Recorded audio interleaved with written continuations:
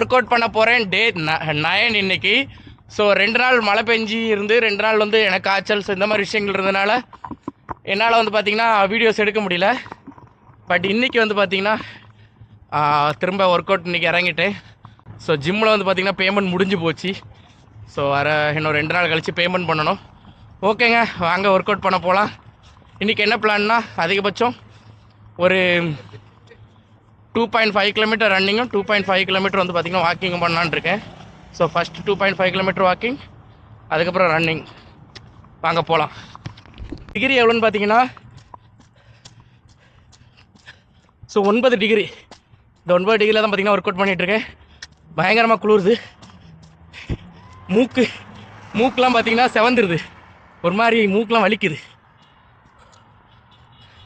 But தொடர்ந்து பண்ணணும், அப்படின்னா தான் கரெக்டாக இருக்கும். ஸோ பண்ண ஆரம்பிச்சுட்டு பார்க்கலாம். எல்லாருக்கும் நான் சொல்லிக்கிற ஒரே விஷயம் என்னன்னா, நம்ம கூட இருக்கிறவங்க எல்லாரும் ஒரு நாள் நம்மளை விட்டு போயிடுவாங்க. நம்மளுடைய முடி கூட நம்மளை விட்டு போயிடும். பெயரோ பணமோ புகழோ எல்லாம் போயிடும். ஒரு விஷயம் நம்ம கூட எப்பவுமே இருக்கிறது வந்து நம்மளுடைய இந்த உடம்பு தான். ஸோ உடம்பு விட்டுறாதீங்க, பார்த்துக்கோங்க.